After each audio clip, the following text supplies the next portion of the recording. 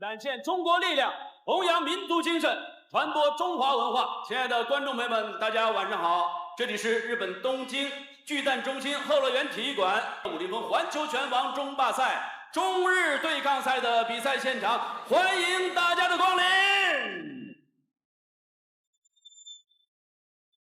现在是62.5公斤级的一场比赛，红方选手一位年轻的老将。 这是他第2次站在了这个擂台之上，那他也被誉为是中国版的花招拳王。去年他输给了佐佐木大藏，输得很不服气。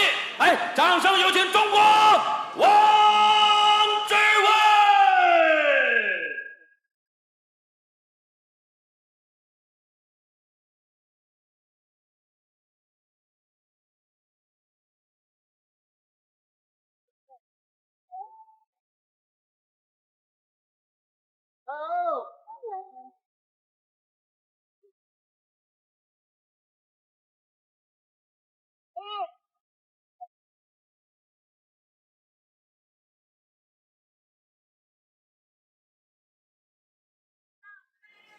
青コーナーより川田修二選手の入場です。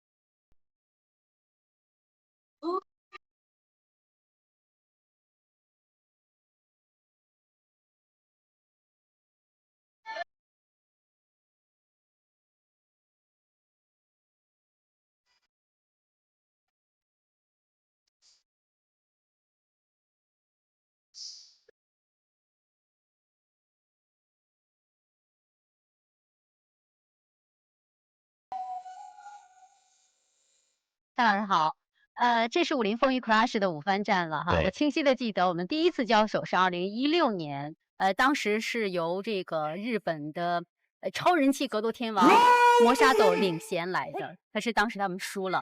此后的时间里，我们已经经过了4次的较量，也感受到了日本军团的那种顽强不屈的战斗精神，也学到了很多他们一些先进的一些技术。对的。 那这一次是王志伟第2次到日本打比赛了，然后他是先锋战啊，在日本第1场比赛叫先锋战。那王志伟说他要开门红，在第1场比赛就要解决掉对手啊。他对手呢是一位水饺哥，在瓦田修二，目前在这个水饺店打工。然后他上场比赛啊状况很差啊，被 KO 了。然后半夜临时接到通知2点说打比赛，他说好，我打，跟王志伟打。 你看他出场的时候，他的那个战袍很有王者风范。是。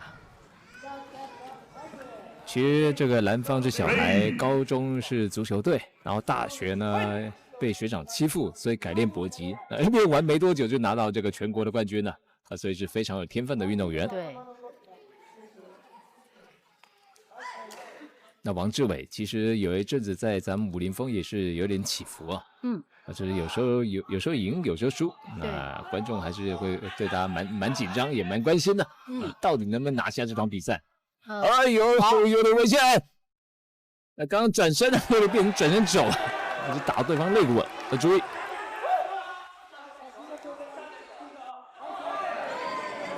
现在换王志伟把对手挤到边角。 过去王志伟有个习惯了，很喜欢在蓝方的边角把对手给 KO 掉。他喜欢在对手教练面前呢，把他的弟子给打败了。这是什么心理？不知道，跟对方示威的心理。哎呀，这个大招被破解了，因为对方有身高臂展的优势，看得很清楚。所以这个蓝方的运动天分啊，真的是非常的好，眼明手快。对。 那今天呢，我们这个饺子哥是请假来打比赛了，老板支持他，好去打。那之前这个王志伟对上佐佐木啊，他说那一场比赛是鼻子有伤，所以没办法，只能游走啊，因为鼻子被打到很痛啊。那这一次呢，鼻子没有伤啊，看他怎么来对付我们蓝方的饺子哥。对。王志伟是15年开始在武林风打比赛的。是。刚刚我们也有讲说状态时好时坏。对。其实就感觉他好像要爆发，而又还没有到爆发的时候。是，就有一种瓶颈，好像都突不破。对对。平时看他就是一副很无所谓的样子哈，其实他的教练张涛有说，你看着他是无所谓的，他是一种表现自我的方式吧。其实他在下面的训练还是非常刻苦的。是。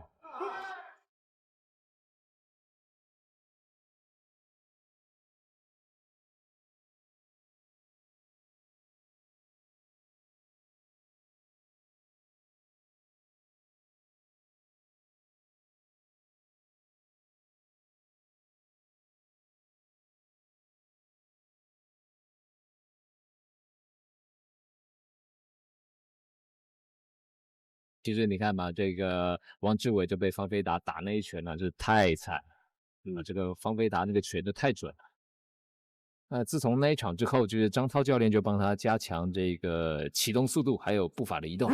看看今天这场比赛能不能拿到更好的成绩。对，好，我们看第2回合的比赛。有的时候，一个运动员要想突破他的那个瓶颈期，真的挺难的。是，像我们看到这个谢雷突破了1场，然后第2场，哎，好像又回去了。对，哎呀，真的很替他们着急。对。压迫，咦，动作有点大。这个吸法有点勉强。好。好，分开。是，这个推下巴是一种技巧，但有时候咱们这武林风的裁判会希望这个运动员不要用这一招。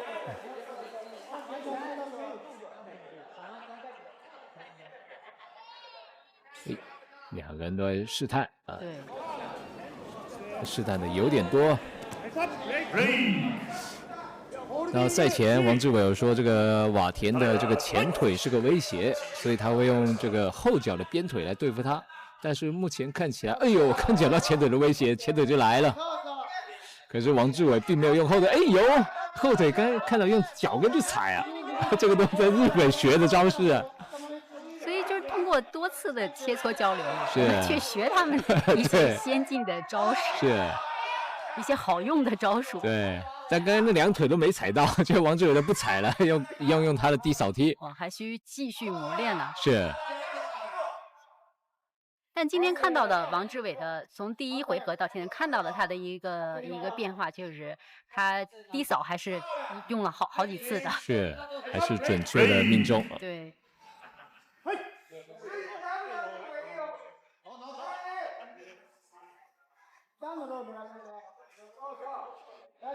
因为对方距离拉得非常开，所以王志伟其实没有办法很准确的去打到对方。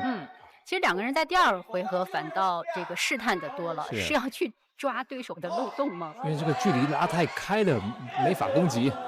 这个腿你看，王志伟扫不到。对。转身后摆拳，对手已经针对了，把手拿起来去挡。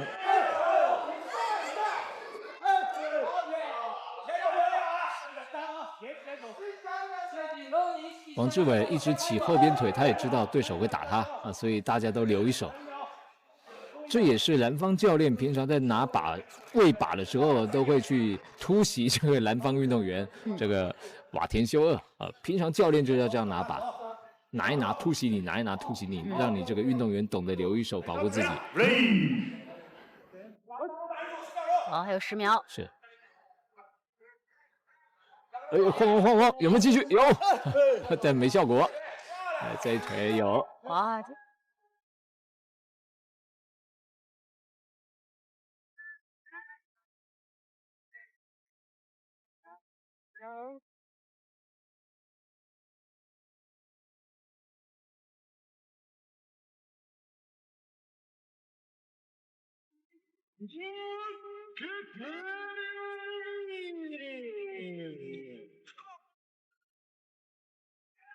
！Wrestling final round。好，第3回合的比赛开始。是。你看这个双方的运动员脚踝都有贴这个胶布，他们是觉得有用就会去贴，就增加这个小腿的紧绷感。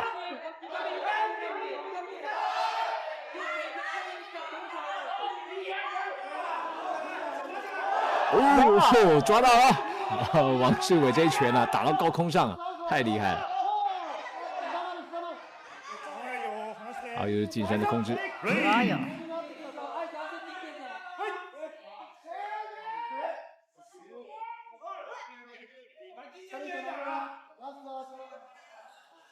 那对方其实反应非常快，他只要被王志伟打到一拳之后呢，不是往后退，就是往前贴近这个王志伟的身体。那王志伟呢，你要贴我，就把你的下巴往后推，来控制他。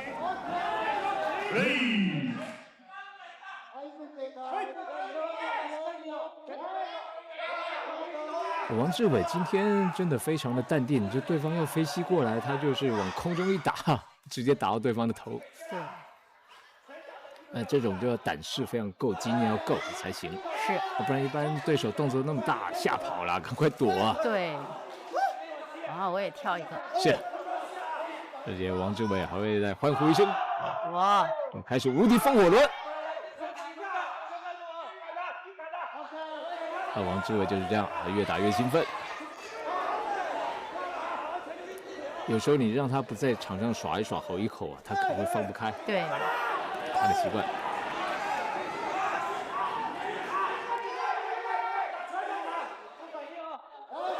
哇！这个蓝方实在太高了，即便他手没有拿高，可是王志伟不见得打得到，因为有身高优势，还有这个腿长在那边。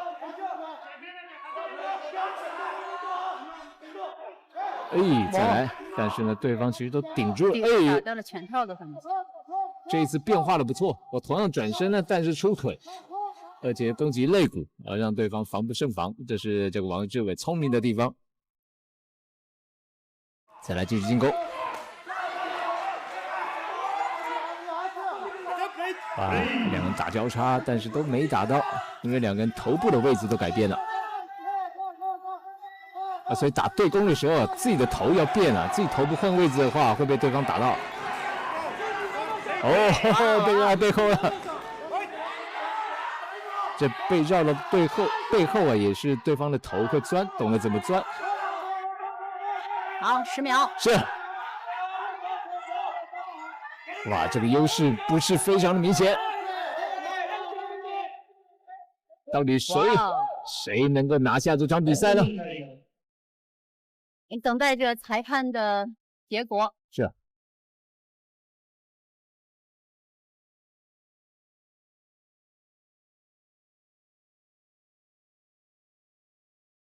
我不知道王志伟能不能自己的今天的表现，这个满意度有多少？是。哇，空中打下来，但是没打到胸口而已，太高了。有啊。判定3対0をもちまして、勝者赤コーナー王志伟。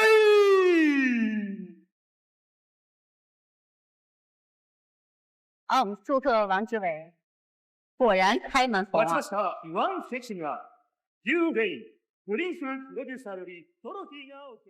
中国、日本7对7对抗赛正在播出。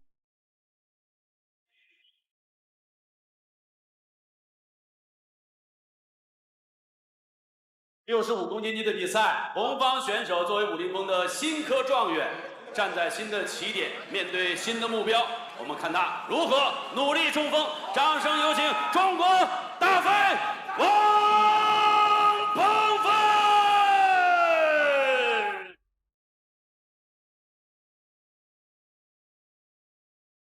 Hello， 大家好，这里是东京，然后这个地方叫浅草寺，这个地方是特别能体现日本文化的一个地方。然后大家都知道，日本的这个武术文化发展的非常成熟，比如空手道、柔道、剑道，然后我们过来交流一下，使自己变得更强大。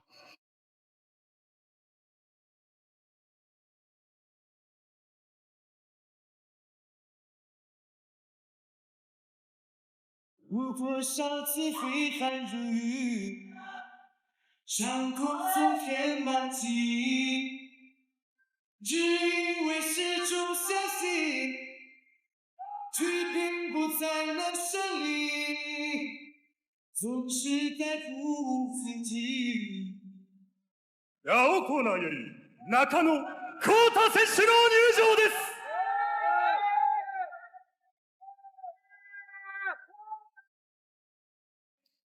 There's a moment when your bones win, when the fire takes over. Blood is running, heart is pumping, as the battle gets closer. They can say what they want now. We'll be screaming now. We can be heroes everywhere.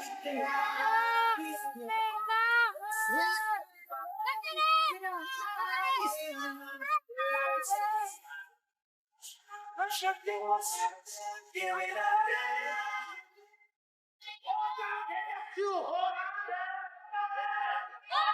3分観覧が延長ジャンル、二重中はありません。振り相撲ないので頭を押さえたりしない。点のキャッチは禁止されていません。手でよく取らないように。それではバッティングロブルを気をつけて、正々堂々行いましょう。いける。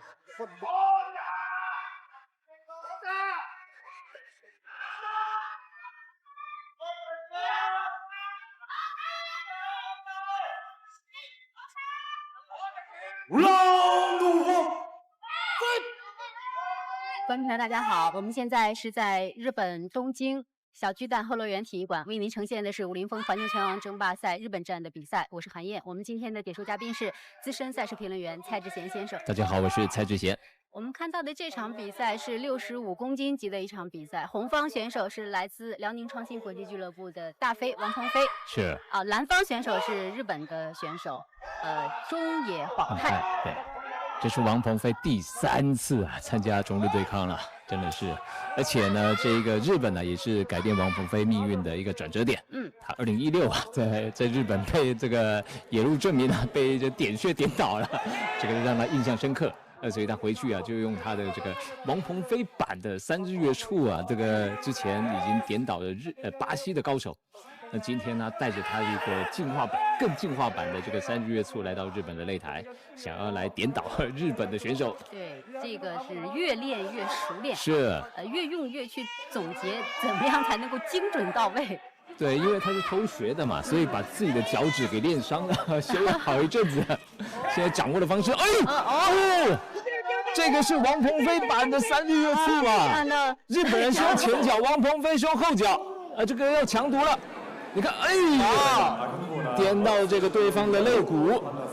其实王鹏飞从拿到了武林风65公斤级的世界金腰带之后，状态就比较稳定了。对，就达到这个高度之后，就非常的自信。是，所以这个每一场比赛就让我们都能够带给我们一些惊喜。在日本的规则，强读1次，第1次是扣1分；在咱们武林风强读第1次是扣2分，这个有不一样。跟我们不一样的地方。好，这个脚趾头点到了对方的肋骨的下端，虽然那边不是肝脏，但是一样很痛，因为这个后脚的力道比前脚更大。可是，这个怎么让蓝方休息，而且没有强读？好像是这个蓝方演技比较惊人也骗倒了裁判的样子。那结果王鹏飞没有拿到强读，继续打。那希望有王鹏飞再点他1次。对。高扫。哇！而且我觉得刚刚的王鹏飞的高扫脚趾头一样是往内勾的，好像要用脚趾点他的太阳穴这一招是更厉害这个只有在这个电影里面我记得。甄子丹的电影里面才会出现的，电影当中才会出现的用这个脚趾头日本人用脚趾头点了甄子丹的这个太阳穴。所以王鹏飞我们可见他在擂台上的这一招一式，就显现出了他在台下有多么的刻苦，是就善于去钻研，我觉得。对，而且他已经抓到那个窍门了。对。刚刚的前脚的一个正蹬也是王鹏飞版的3日月处。所以这个王鹏飞这个招都是点穴的一个招式。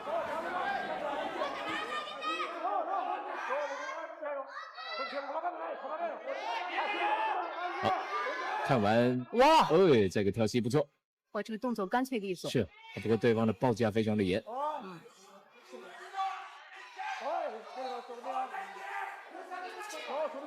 那蓝方啊，恢复的非常的快那这个王鹏飞有跟我说啊，其实他就感觉到日本的自由搏击的技术很先进因为结合一些空手道的招式。不过我跟他讲，这其实不算先进只是有一些招式你没见过。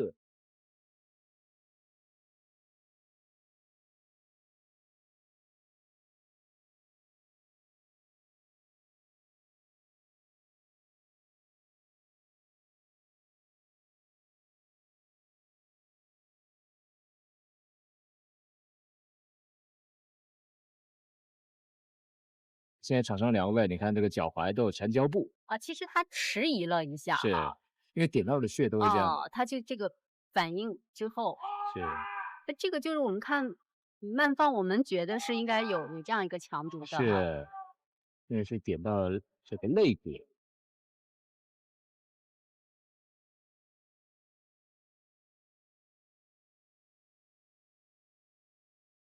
那没办法，这是这个日本的地盘嘛，连所有的这个场上的执法跟场下打分都是日本人，所以这必须王鹏飞用他自己的拳头或者用他自己的脚趾来拿下我们的中野晃太了。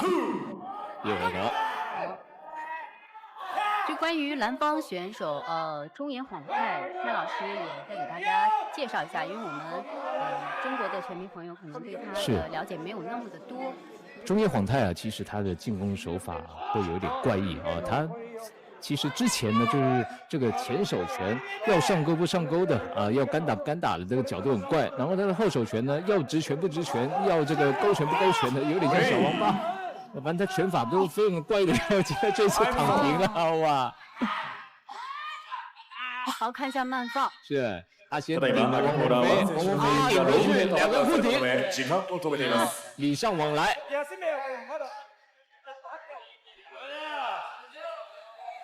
这个其实通过慢放能看得很清楚，这个确实是这个顶到了他的竞技部位。那这也没办法，因为2个人在对顶嘛。对。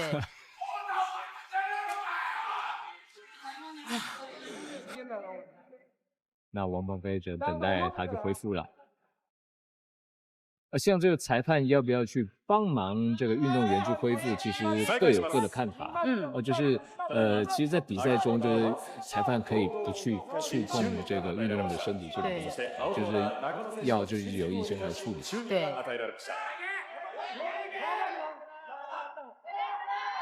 那今天呢，这个蓝方比较怪异的这个拳法还没看到。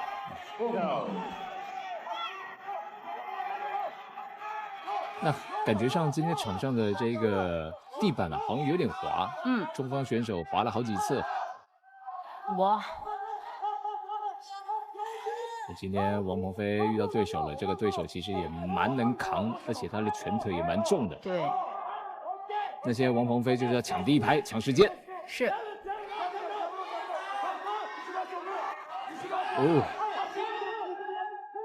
当然，王鹏飞有点小滑倒了要做反击就没办法成功了。对。其实这个帆布摩擦力不够对于这个选手而言是一个比较麻烦的地方没办法发力。对。尤其刚这个王鹏飞要推对手，又滑回来，脚下对，滑回来了。哇，这个刚才蓝方他的怪异的拳法开始出现了。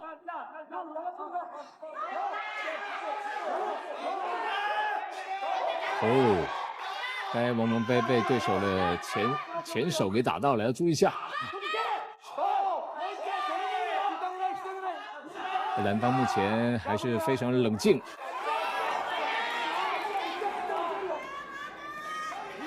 然后这个蓝方也会跳膝，而且会有一些变化刚刚是蓝方的一个干打。所以其实这个蓝方就是一个拳法怪异，还有一些假动作的组合。在攻击里面藏着一些假动作，还有藏着一些变化，是最难防的。哇！打到了王鹏飞了。王鹏飞现在急于抢攻，但是对手呢就是抓了个空档迎击。对。要冷静一下，王鹏飞。那在赛前，这个王鹏飞对于对手评估就是说，他的技术漏洞大啊，那优点是能冲啊，所以他觉得没有什么问题。但今天呢，还没有抓到蓝方的，对，没有抓到他的漏漏洞。的确，我们感受到蓝方选手这个拼打型的啊。是。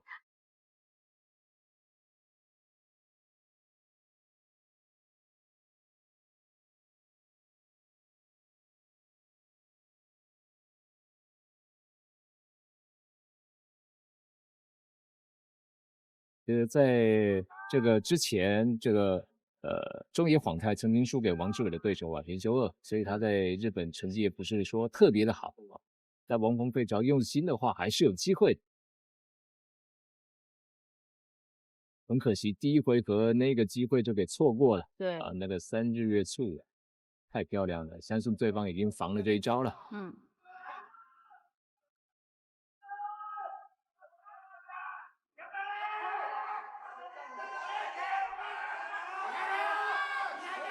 Round 3 Final Round。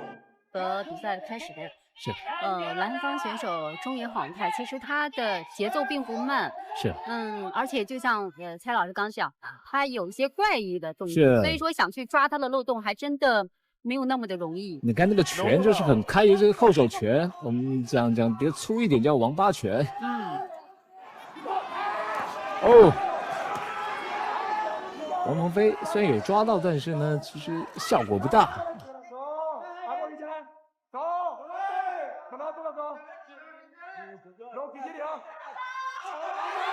那王鹏飞每次主动进攻的时候，都是打到对手的一个拳套上面。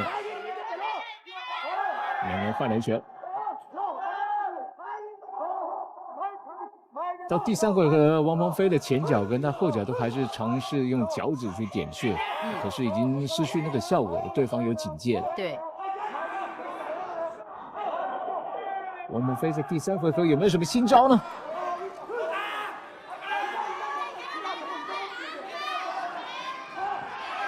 尤其几番的推挤啊，都是王鹏飞被挤到角落了，这个对他场面上看起来会比较不利。对。其实这个时候王鹏飞是不是可以放开一些？是。哇！原地的跳膝。好，王鹏飞尝试掌控，找回局面的掌控。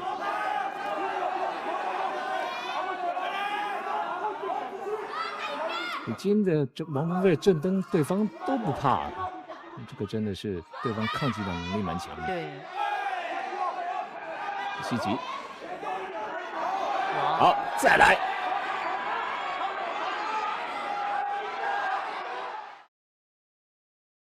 一般这个原先第1回合就已经点到那个地方了，其实王鹏飞乘胜攻击趁追击是蛮有机会的，但是对方真的是恢复太快了。对。好像完全没有受过伤的样子。其实无论是身体上还是这个心理上，蓝方选手都没有受到影响，依然是那样的去敢打。是。但是从这个背后看来啊，其实这个蓝方的左边啊，左边的背后已经都是一片淤血了，就是明明已经被王鹏飞踢到点到很多次了，但是呢，好像他都没感觉一样。抗击打能力强。是很能忍。也是很大的一个干弹，刚才动作太大了。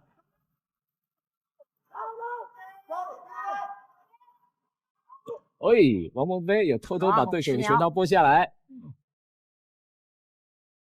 好，对手用摇闪闪过王鹏飞的攻击。时间到。哇，3回合打完了。相信大家还是耿耿于怀啊！第1回合那个情况，我们看裁判的判罚是。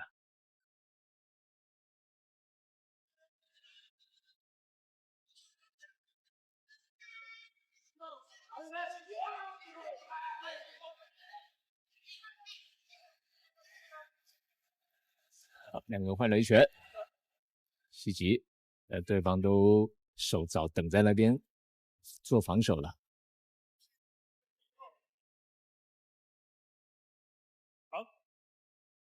判定結果をお知らせします。ジャッジ伊藤30対29。青中野ジャッジ山根30対28。青中野ジャッジ三浦30対29。青中野。以上判定結果3対0をもちまして勝者青コーナー中野コーナー。这场比赛由南方选手东野晃太取得了胜利。这家伙啊，其实演技一流，还非常能忍啊。但不也很佩服他的这个忍受力。印象もそれしかないです。金的なければもっと自分らしさ。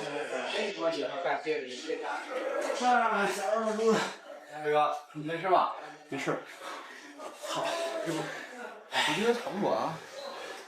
地推是踢岔气儿的，这比手舞档。对啊，你地推是踢这儿，踢可明显啊。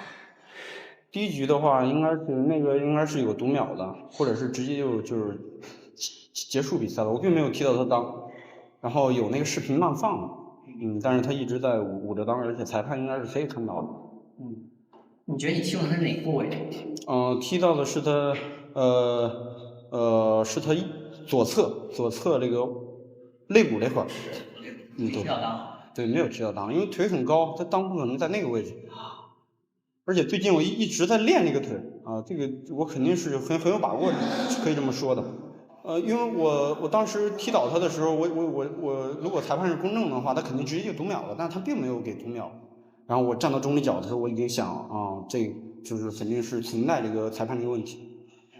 但是出国比赛这种情况，我觉得正常吧，算是。中国、日本7对7对抗赛正在播出。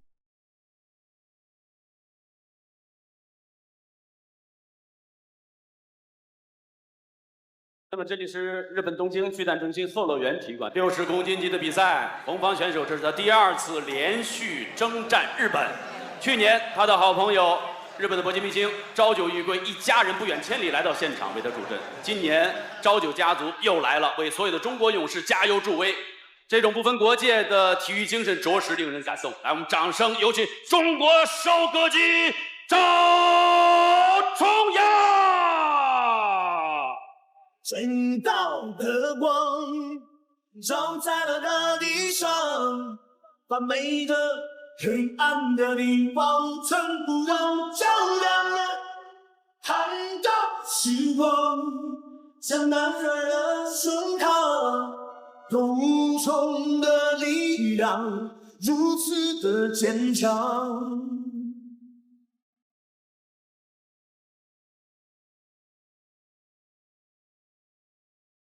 青コーナーより伊藤健人選手の入場です。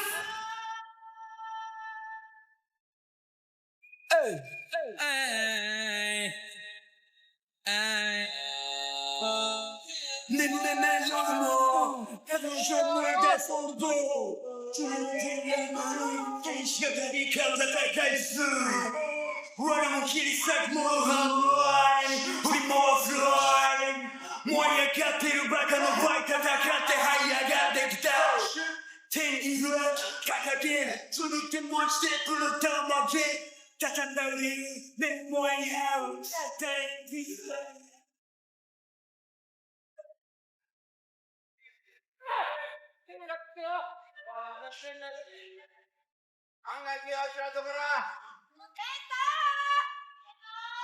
Round 1。好，观众朋友，大家好，我们现在为您呈现的是武林风环球拳王争霸赛日本站的比赛，我是韩燕。我们今天的解说嘉宾，资深赛事评论员蔡志贤先生。大家好，我是蔡志贤。好，比赛进行到现在的话，我们和日本 Crush 的比分是3比3平。是。好，所以这场比赛很关键啊。对，非常关键。如果赵崇阳能够拿下这场比赛，那我们此次就大获全胜啊。是。但不知道他会发挥的怎么样啊？还是先请蔡老师先介绍一下2位运动员。好，这赵崇阳是去年中日对抗打过了嘛？他说当时呢虽然输了，但是他最感动的是这个朝九玉桂啊都来这边帮他们加油。但今年朝九玉桂的父子也同样到了现场。对。那另外呢，这个伊藤健人身为副将啊，他说在自己的地盘他是不可能输的。伊藤健人曾经跟我们的新武创新的王山伟在武林风打过，那场比赛呢是这个他打赢的王山伟。我们再看到，去年的比赛，赵重阳是被加藤凌云奈给 KO 了。其实，在 KO 之前，他也是占优的。对。所以这场比赛呢，他的对手伊藤健人也是看了去年那场比赛，他也表示想以 KO 的方式结束掉赵重阳。那我请这个赵重阳去对比一下这3个人嘛，他说这个伊藤健人的骨子里透着一股年劲啊，他的抗击打跟意志很出色，但是呢，他没有这个加藤嗓，就是加藤凌云奈那种这个冷招，还有这个也没有朝九玉桂的多变，所以呢，赵重阳觉得不是问题。现在看到赵重阳呢，在被朝九击败之后呢，一直苦练朝九的这个变现腿法，还有他的飞膝啊，看看呢我们的赵重阳什么时候能够把这个朝九玉桂的招式给使出来。对，他虽然说一直想战胜朝九玉桂哈，对，但现在也和朝九玉桂成了好朋友，对啊，也会学习人家的一些先进的技术。是找到机会，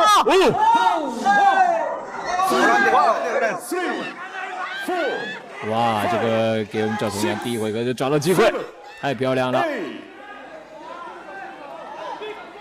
好，比赛继续，看赵重阳能够这个乘胜追击啊！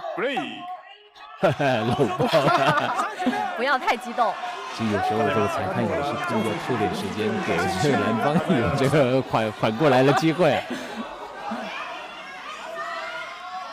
那个场上裁判很多手法可以去影响这个比赛的一个走向的，所以很多我们的老道的这个观众啊，他也会去看这个裁判的一些动作的动机，也会去揣测。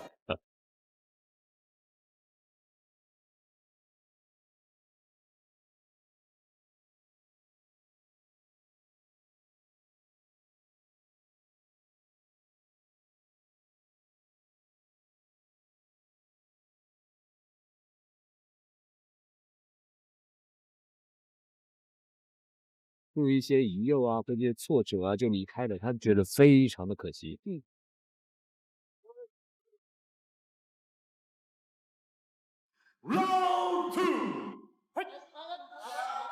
好，我们来看第2回合的比赛。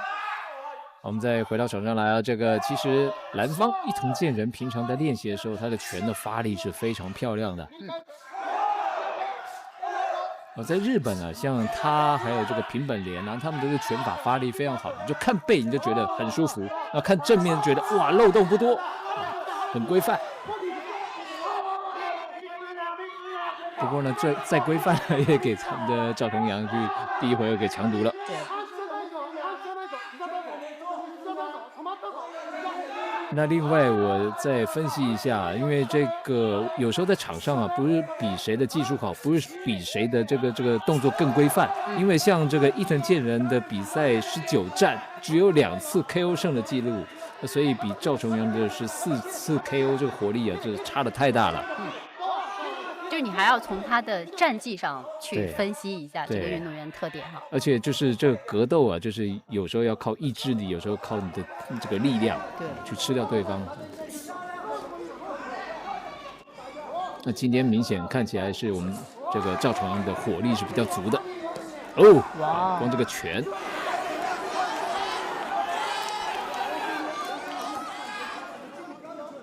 其实像蓝方拳很好，可是不太敢出啊。那赵重阳就是把自己的意志力给灌进去了，这个拳头上面还有意志力啊。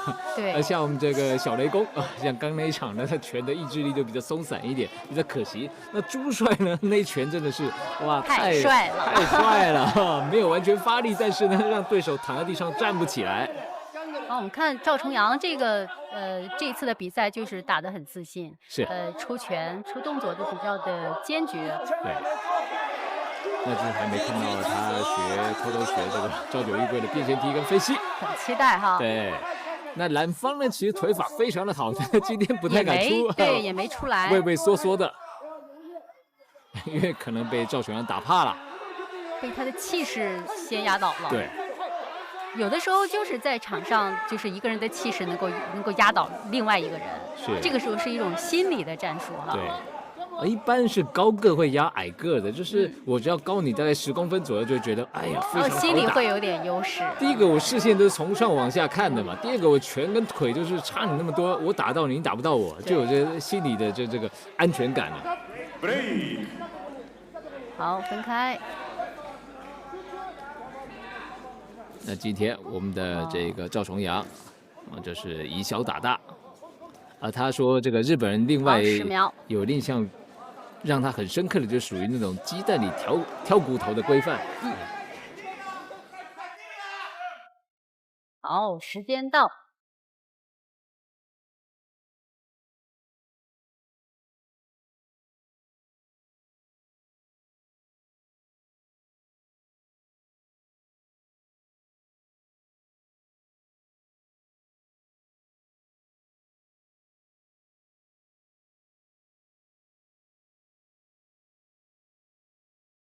想到我们会那么的好，是留给日本人很好的形象。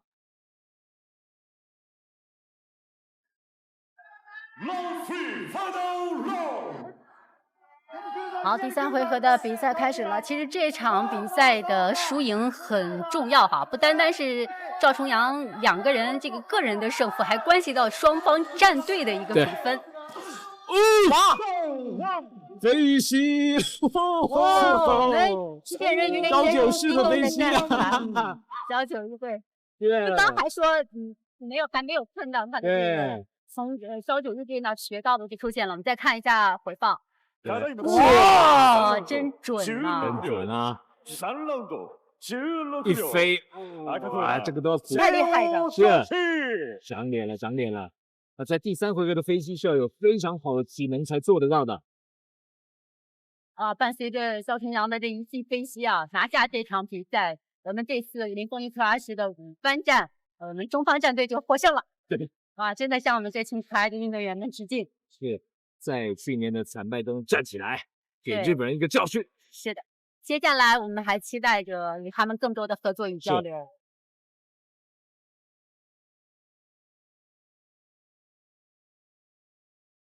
中国、日本7对7对抗赛正在播出。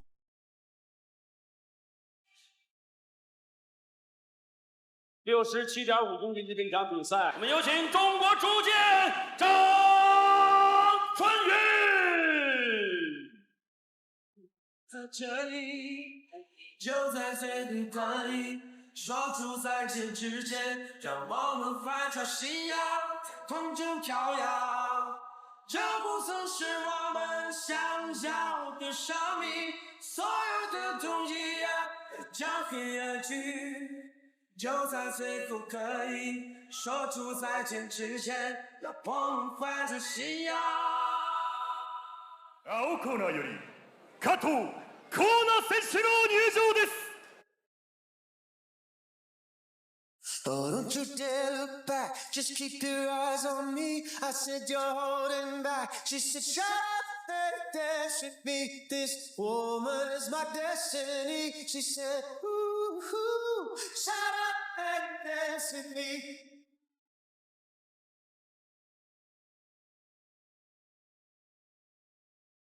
We're victims of the night. The chemical, physical, kryptonite. 观众朋友，大家好，这里是武林风环球拳王争霸赛日本站的比赛。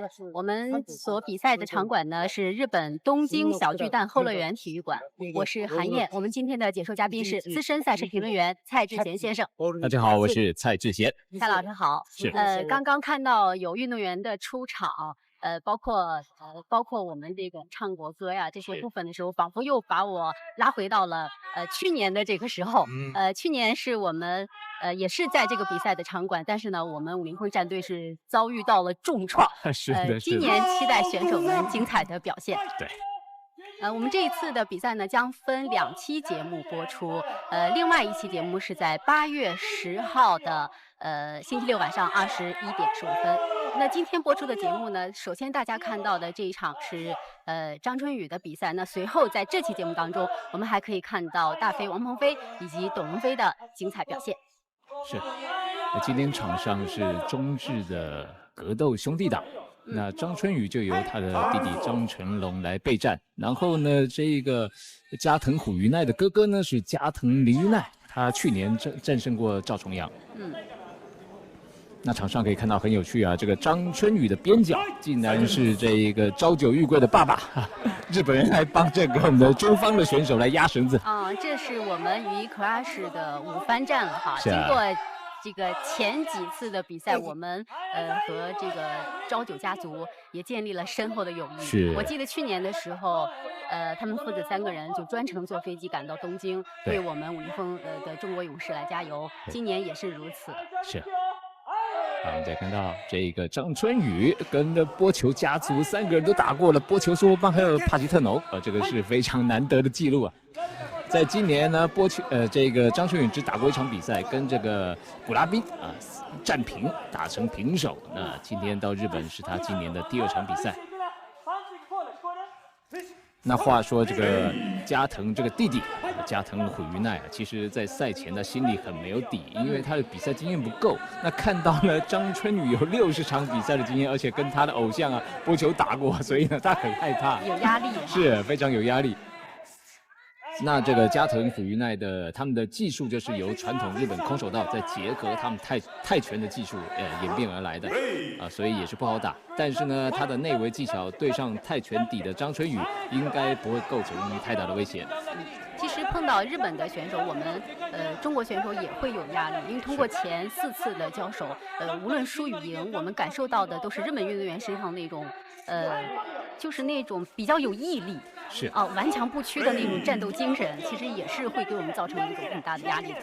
而且呢，除了这个毅力之外呢，他们的技术现在已经进步了，不像过去的死缠烂打他们有些技术在中方选手眼里还会用先进来形容，就是他们技术已经比较领先了，观念比较领先了。所以这一次呢，我们就是经过了1年的卧薪尝胆，再回到日本来要打败他们。其实这场比赛观众也很期待之前的话题也很多，就像刚刚蔡老师所讲的，因为他们技术有先进的地方，有值得我们学习的地方，所以多跟他们交流，对我们选手的提升也是有很大的帮助的。是。那我们再介绍一下这一个加藤兄弟党，他们兄弟党也是蛮认真的，目前自己开了个拳馆，除了辛苦训练经营拳馆之余呢，还要照顾他们这个重症的妈妈的，他的妈妈现在只剩下35公斤了。比赛之前他们还去医院看他，跟妈妈讲要打好比赛。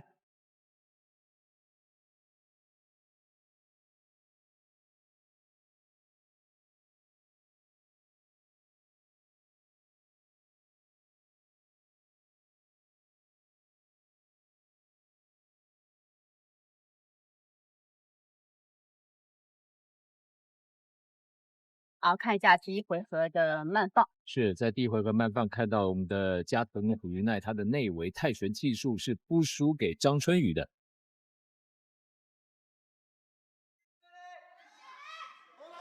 Round 2。好，双方进入到了第2回合的比赛。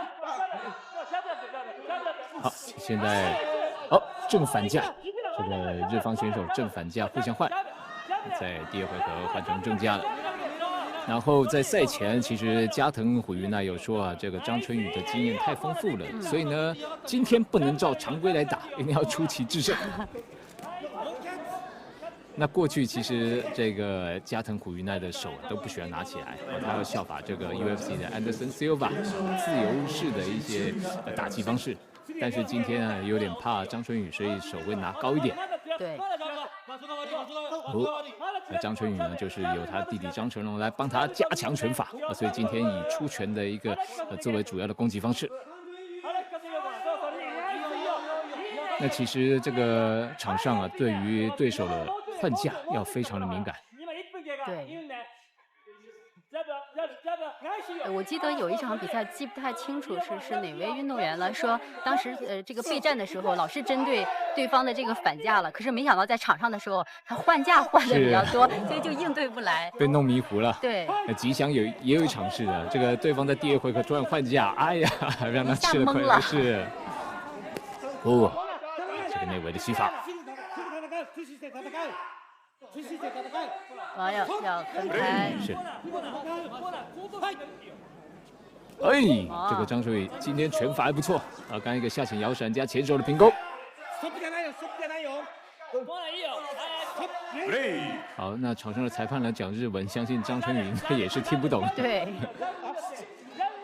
刚刚这个蓝方他正架的反击拳就做得不错，变化非常多。那平常这个加藤普裕奈啊，他在未招的时候吧，在拿把都是拿得很怪。今天其实看大部分的日本选手的教练，他们的拿把都是非常的怪，很重视一些用脚跟攻击的一些冷招。这些冷招呢，或是拿把的方式，在国内几乎是不曾看过的，所以难怪啊，这个中方选手都要特别提心吊胆的。对，又怕着得到。哇，是。张春雨在前进的同时呢，做一个假动作。今天这个张春雨的内围的拳表现得非常的好，下潜漂亮。在过去，其实张春雨的下潜的这个摇闪呢，其实没有那么的好。那果然在这个弟弟张成龙的一个训练之下，弟弟把哥哥训练得不错。对。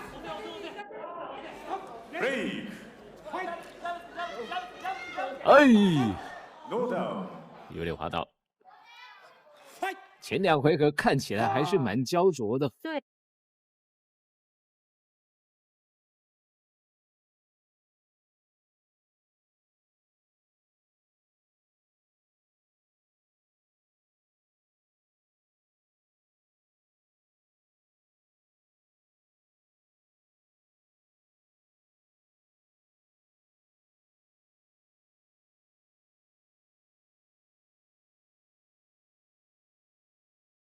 像张春雨去年也打过咱们搏击世界杯，其实，在世界杯里面真的是太难打。对，全是高手啊。是，如果他在搏击世界杯里面有今天这样摇闪的话，是要总结。对，知道自己哪方面是需要加强的，其实对自己的进步会快一些。是。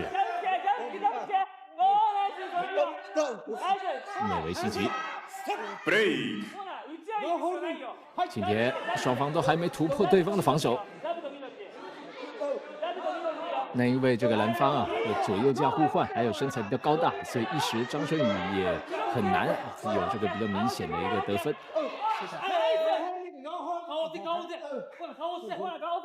你看双方这是态势的把位的纠缠。好，张春雨把对手甩开，继续从侧背。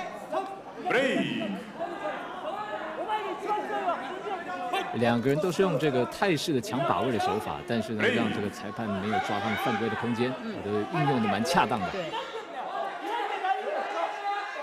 你看张春雨那个手很黏，一直黏在对手的脖子上，控制他。现在张春雨右手又夹住对方的手。所以代表着张春雨今天非常的老道，能够游走在这个又是下一个假的断头台啊，游走在这个裁判的尺度的边缘。这个真的是一个这个成熟有经验的运动员的表现。是，就让对手呢觉得非常别扭，对，他也没办法抗议。对，我又没有犯规。是。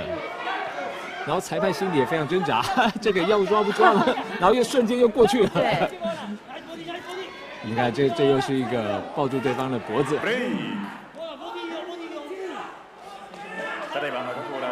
所以有些小的控制手法，在裁判没有说不行之前，其实还是可以再做一下，而且多控制一下对手啊，对你的场面会有很大的影响。现在又控制了啊，又是给张春雨给控制了。刚刚张春雨就压住对方背，然后做这个膝撞。好，这一记啊，裁判要介入，裁判所以这是第一次警告吗？加藤選手の首付けに対し注意が与えられました。其实刚才张振宇这个手法在咱们武林风是没有什么问题，而且压对方的背。好，那现在张振宇把这个加藤虎一奈推到跺脚。相信时间不多了。对。这个推打战术非常好，而且看起来有机会。再来接腿，差了一点。哦，制片人于雷先生，他也要上场打了是吧？哇，张振宇今天真的挺谢谢的啊！是到比赛的最后阶段了，还能够有这么多的输出。对，而且他拳法改造蛮成功的。对，哇！打到已经失去斗志了。铃声响起，但是呢，读秒照读。6、7、8。继续打铃。好，比赛结束。对，这是一个完整的比赛。对，其实我们今天看到播出的这是第一场的比赛哈，我们看到这个就是朝九夕归的对，是。哇，其实我们真的挺感动的哈。每次我们只要到日本的比赛，都会到现场来为我们加油助。因为他这种行为其实也会受到一些日本人的一些讲话的争议。对，你是哪一边的？对，挺让我们感动的。是。就刚讲一半，就说我们今天看到的第一场播出的比赛，其实在现场比赛的时候，它不是第一场的比赛。我们看到运动员的那个出场顺序，蔡老师一会儿。张云次。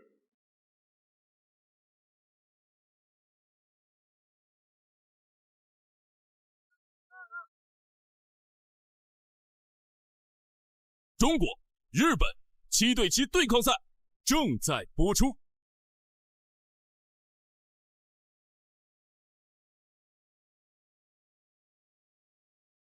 各位朋友们，这里是日本东京巨蛋中心后乐园体育馆60公斤级的一场比赛，即将登场的红方选手是来自新武创新搏击俱乐部的一员老将，同样也是第2次连续第2年出战日本。去年输掉比赛以后回去削发明志，终于等到了这一天。我们掌声有请中国小雷公王金宇。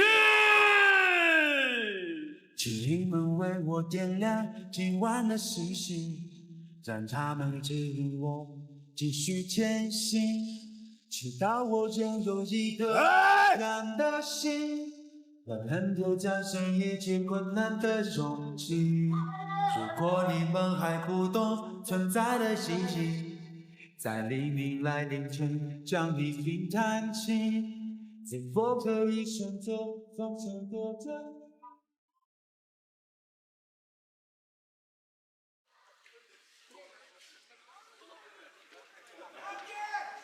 青コーナーより山本直樹選手の入場です。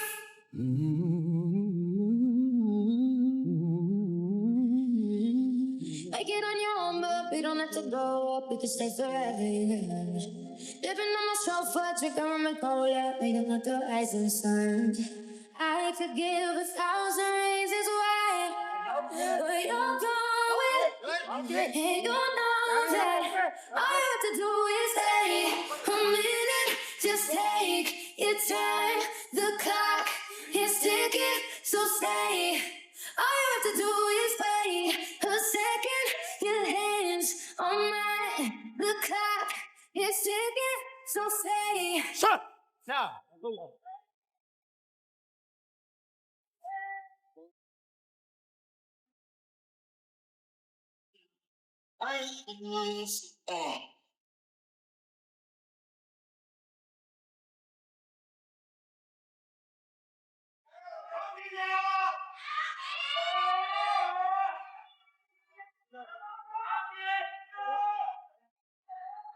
Round 1。观众朋友，大家好！我们现在呢为大家呈现的是武林风环球拳王争霸赛日本站的比赛。我是韩燕，我们今天的解说嘉宾是资深赛事评论员蔡志贤先生。大家好，我是蔡志贤。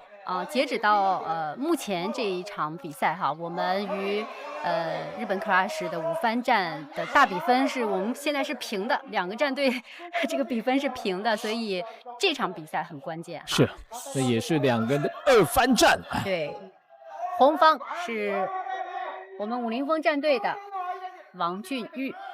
蓝方选手是日本的山本直树。是。去年我记得2个人打到了加时赛。对。最终王俊玉很遗憾输了比赛。是。其实比赛结束之后哈，2位在后台的时候是还拥抱了一下。其实打到最后2个人都有伤，但是也是那种英雄惜英雄的感觉。是。这个第4回合山本的腿法加膝法，就是给了我们的王俊玉一些威胁，所以这场比赛啊，这个看王俊玉会不会拿出什么样的一个新招来对付我们的山本直树。对，王俊玉一直给我们的感觉就是属于那种拼打型的。对，就是无论怎么样我都会往前冲。是，但缺点就是变化少。对。那在为了这个加强他拼打的一个特性啊，这个之前方便嘛，特别找他去打这个电线杆，加强这个拳法的硬度。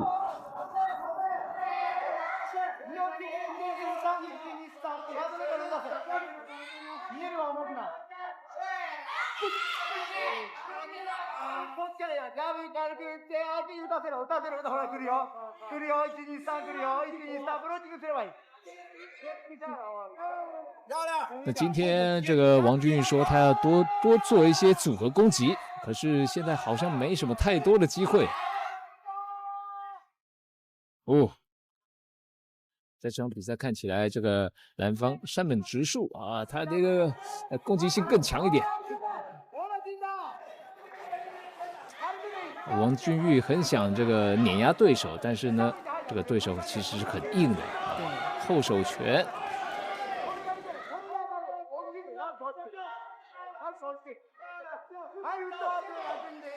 现在王俊玉有点危险啊，在满场里游走，还是没有找到很好的一个机会。因为对手的后手拳跟他的膝法都是对于王俊玉来说是非常难解决的问题。王俊玉现在就是用环绕步来对付他。那山本直树啊，他有个哥哥，他哥哥很有名，就是这个山本优弥。山本优弥是日本 K1 的老将，K1 还帮他办了一场很盛大的隐退仪式啊。在国内比较少有这种隐退仪式。对。他隐退仪式啊，就是哇，山本优弥老将都哭了所以这个山本优弥。我们看到这个背影，这个穿黑色我们武林风这个衣服的，就是朝九玉贵啊。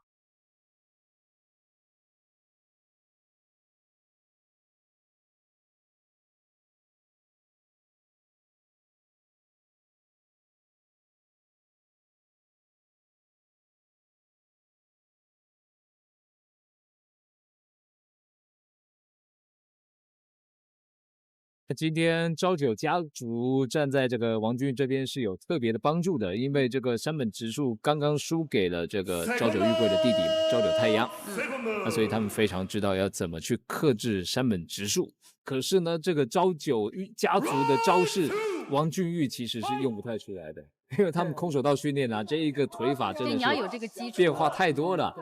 他们都是能够一字马，随便就一字马了。其实今天的这个山本直树也是都能一字马的，这个腿法都是非常快、非常松、非常的这个变化多啊。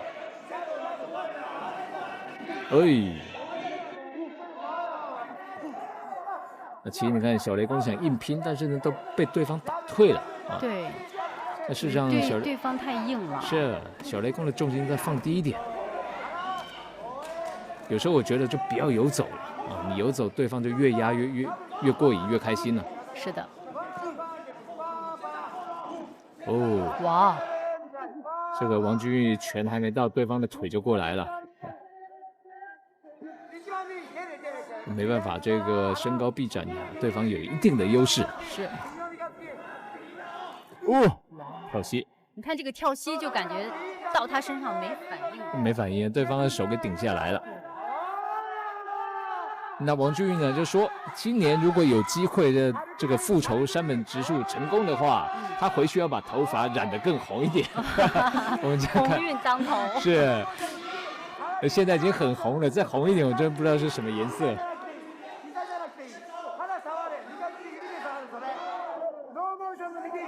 今天王俊玉的组合拳完全打不出来。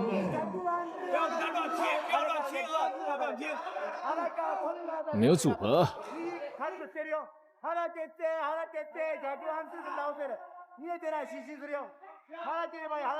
这个变化太少了，而且都是单发的。哎，不对，这个王俊玉状况完全不对，这打拳没有信心。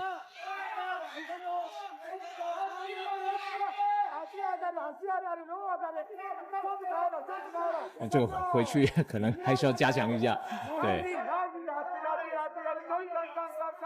对方的重心相对稳定一点。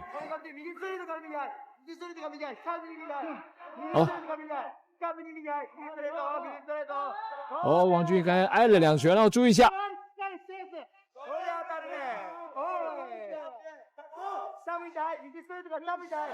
有时候王俊玉抢到好的位置啊，但是他的第2次攻击没有进去，那对手很快又调整他的姿势了，就有点可惜，跟进的不够快。王俊玉拼命的绕，就是要找到一个好的位置，但是呢，位置找到了，可是他没有攻击。对，就是接下来的没有跟上。对，那对手又转回来，你就等于白绕了。再来，对，连续，而且夹膝法啊，要夹膝法。其实蔡老师从你的经验来看，王俊玉如果想赢的话，他应该怎么样打？因为目前通过这2个回合，我们觉得好像想拿下比赛有点困难。他已经用环绕步绕到对方的侧面了，但是呢没有继续进攻。你可以先控制一下对方的头，然后你的后脚就是他目前王俊玉反架了，把左脚的膝法要跟进。要有点像那个乔治一样，你的前手控制对方的头，后脚的膝法就进去了。在那个位置你是不用怕，是对方攻击你的死角，就是他没办法打你，在那位置你就打膝击就对了，但是要把对方控制住。啊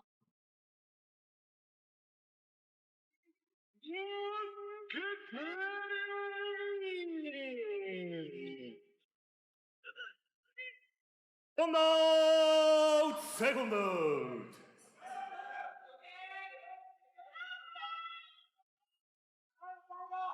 Round 3 final round.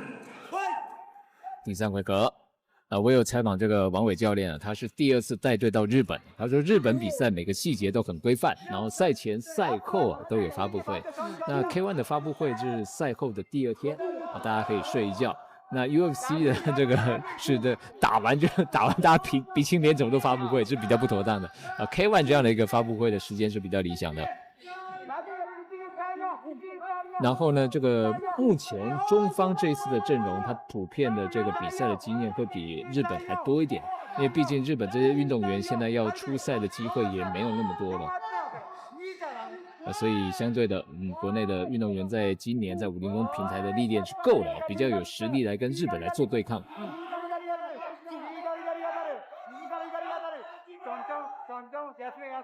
好，前摆之后，你的后面呢？后手，可是后手完全没压进去啊！这个王俊要注意一下，后手重心放低，要把肩膀送进去。哦，哇，这是动作有点变形了。那有时候这个王俊玉环绕步啊，就是拳没打完就想绕了，这个重心就跑掉，你的威力就不见了。你可以先打完再绕，因为毕竟要像方便做到就是边打边绕，而且还有威胁性是不太容易的。对。哦，又挨了好几拳了。今天怎么感觉这个王俊玉的这个拳都有点软？我不知道是不是降重后的这个状况恢复的不是特别的好。那还有一个，今年一样，这个普遍日本的降重能力优于这个中方的选手，还有他们的身高普遍高于这个中方的运动员。对。哇！你看这个王俊玉的高腿啊，对方都不接，直接往前走了。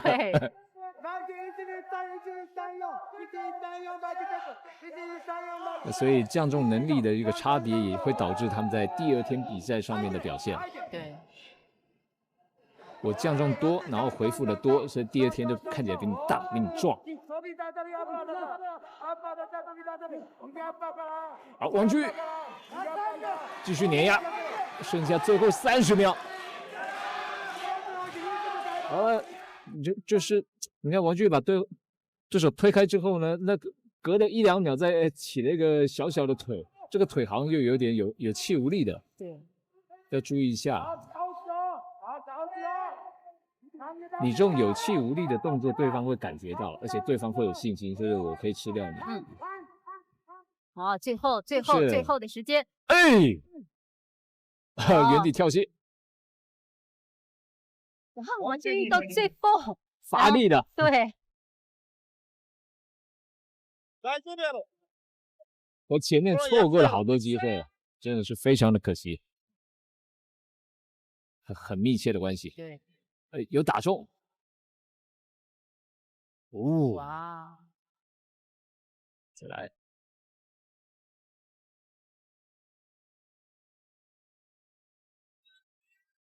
有在看，但是还是被打到了。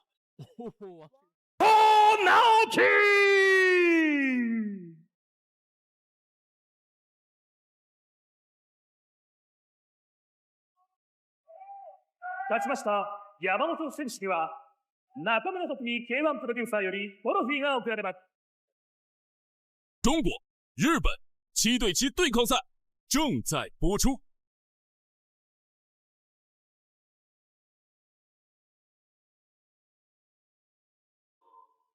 那武林风环球拳王争霸赛中日对抗赛的比赛现场，70公斤级的一场比赛，红方选手王者归来，依旧笑傲江湖。最幸福的莫过于喜爱他的拳迷朋友们，掌声有请中国如云龙董文飞。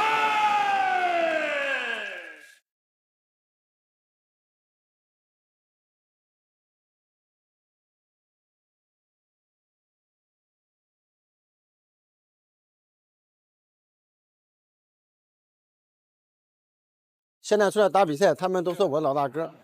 你是哪年打的那个武林风？08年打的。08年，我可能我还在上初中应该。对，要是你让我知道什么叫长江后浪推前浪。我还记得我刚打拳击赛那年，然后我记得那时候搁后台，我说我要跟你合个影，我说我小时候可喜欢你了。然后打得早啊，然后你当时跟我说一句话，我记忆犹新。你说你小时候没我厉害，我可骄傲了，真的。偶像，真的偶像，对，大把硬，知道吧？打法特别硬了，真的，特别喜欢那个打法，也是我一直非常喜欢的，崇拜的偶像。楚文飞来自广州，是一名年轻选手，今年18岁，1米7斤身高。哎，不错。刚才一个前手拳，韩康胜。因为我打的比赛比较多，时间比较长，也是一名老将了。老将出马，一个顶俩。在我的心中，总有一天会变成彩虹，所以不怕风雨，不甘平庸。别的你也向前冲，因为风在我的手中，总有一天会变成火种，持续燃烧激情，照亮光荣，让全世界看到我的笑容。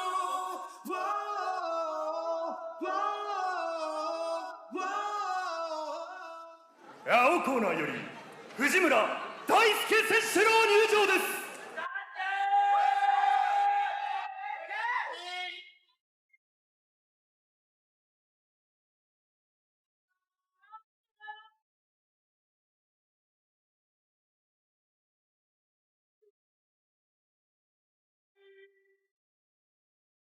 Oh, hear the sound of the players when the love gone, and them boys unleash hell when the war's on.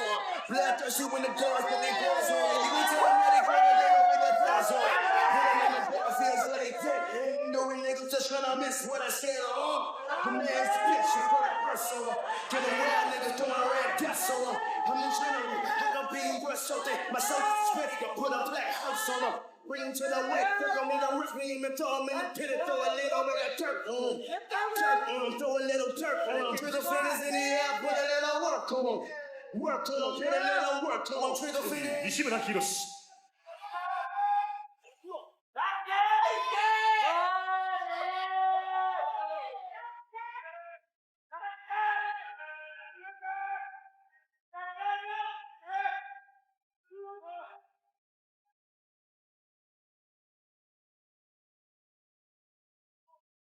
Round one, fight！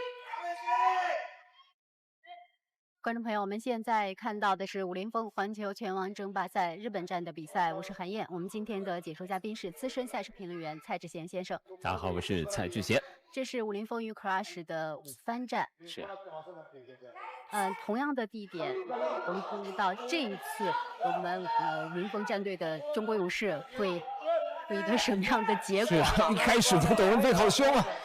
这个董文飞啊是国内70公斤级的老将，他是老 K1 时代的高手，像是波球、克劳斯啊、安迪斯啊都被他打过一遍了。现在来到新 K1 的擂台啊。这个旧 K1 是由这个石井和义嘛，那新 K1 现在的老大就是中村拓己，他是有解说身份来当老大的，这是不简单。董文飞今天的对手，我们也要给大家介绍一下。是。我们知道这个 Crush 的比赛哈，在赛前对每一位运动员都会有一个采访。是。那么在比赛之前呢，这位蓝方运动员哈叫藤村大辅。他就有调侃董文飞，其实我觉得他调侃也有道理啊，因为刚刚蔡老师有介绍说，董文飞在这个老 K1 时代也打过很多这个世界的顶尖的高手，但是我是觉得他是属于那种没有把握机会的运气不佳的运动员，所以说这个藤村他也说董文飞在大战的时候觉得打得并不怎么样，对，所以对这场比赛呢，他是非常渴望跟董文飞他取得胜利，他想通过这场比赛来证明一下自己。我再补充一段，他还有说，中国有些选手都是诡计多端的。那今天呢，这个董文飞相对比较单纯，比较好对付。那韩老师知道他讲的这个诡计多端是谁吗？是谁？你绝对想不到，是吉祥。这个之前被吉祥揍过，对，他之前被吉祥揍过，吉祥那一天来说状况特别好，真的是诡计多端。所以我相信吉祥听了一定会很高兴。哇，有人说我诡计多端，我压根都没想到。我们再回到场上来，太有意思了。董文飞确实是给我们的印象就是比较单纯。是。我也有跟蔡老师咱们俩过哈，就觉得你很难走进这个董文飞的内心，他不太能够敞开心扉的去对公众表达一些什么。其实这种性格在比赛当中，我觉得他也没有完全的敞开，尤其是腰伤复出之后，状态其实是时好时坏的。对。他最近有敞开了一点啊，那个就是他跟我说，平常他就是喝喝茶、看看书，然后在学校里面他的学生呢会每3点，教他们练拳之外呢，还要这个照顾他们的生活，然后他也会开直播跟大家聊聊天，所以已经比以前开很多了。哇，这开直播可能对他的帮助是，但是有时候直播呢是开他在那边练，是别人帮他讲的，又没讲话，是。好，还有10秒。在第一回合，其实我们的董文飞表现得非常好，整个是碾压蓝方这个老将。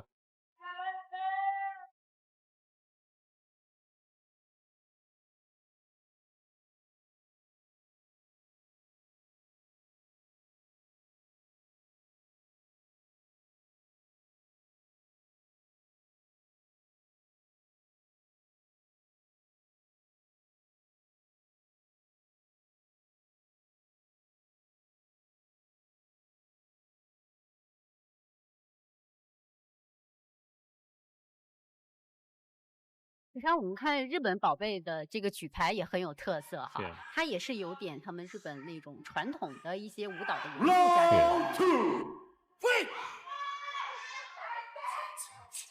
好，第2回合比赛开始。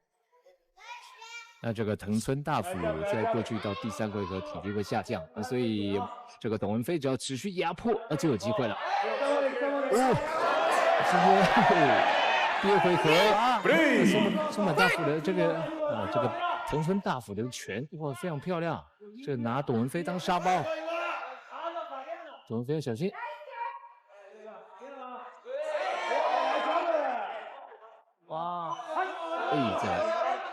其实其实我们现在比较担心的也是董文菲的体能问题，因为在今年爱沙尼亚站的比赛的时候，第一回合打得也非常的好。对，往后的时候可能是因为体能的原因，然后就有点力不从心。是这个爱沙尼亚站的拳王米克科，他是从小在孤儿院长大的，所以他的一个身心都是相当的一个坚强，所以遇到董文菲啊，董文菲觉得跟一堵墙一样，根本推不动他，打不动他。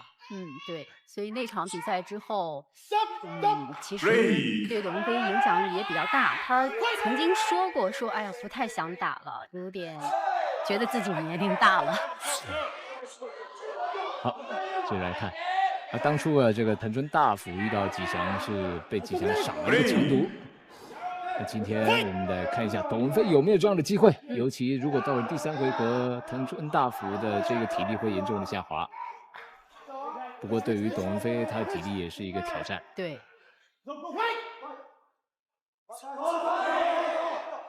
要注意，不要待在对手的面前，对手的拳是很准的。首先，而且董文菲已经又挨了好几拳了。那董文菲有一招就是神闪躲，他会闪得漂亮，对方也不含糊，闪了第2次。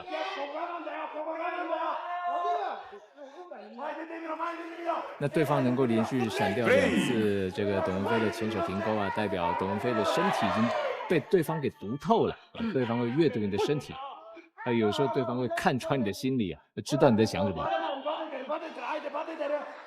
董文菲继续钻到对手背后，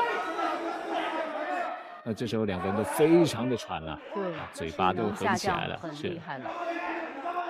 追。像这个加强体能方面，平常都会做哪些训练呢？冲刺。冲刺就是这个跑100米、400米、800米的冲。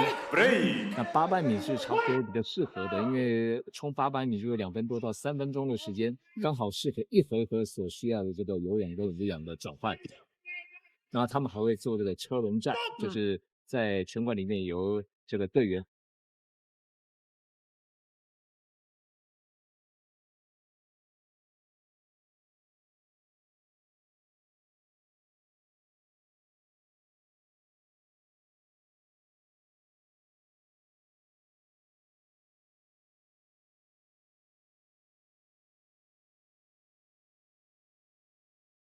教练王伟是第2次去了还有张涛教练，他们觉得日本的打分呢，可能比较重视这个重击，跟这个我们的武林风的重视击打、有效击打次数稍微有点不一样的。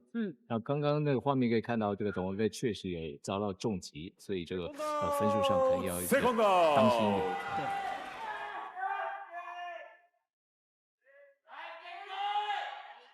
对。Round 3 Final Round。好，第3回合的是现在开始。董文菲，哇，接腿后的快拳，对方失去重心。那有时候裁判会警告不让你接腿。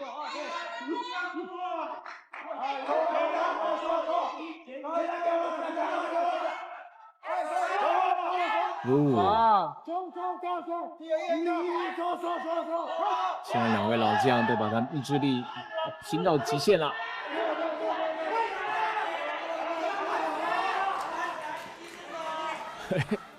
比手画脚，找机会休息。我根本不懂他在比什么。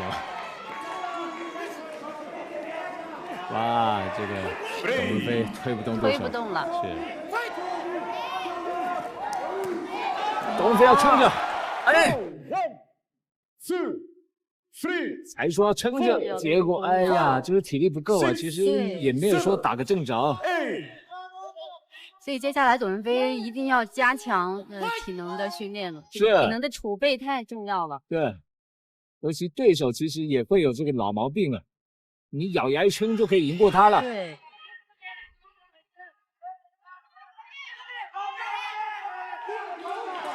这时候其实他们真的是气都喘不过来了，而且有些运动员打完之后会严重缺氧，脑袋这眼前就一黑就昏了。那这时候就要把他脚抬高，让他血液就从这个脚再流回脑袋里面。我们要坚持了。是。这个现在董文飞就是搂抱，这个对场面这样比较不利，而且容易被警告。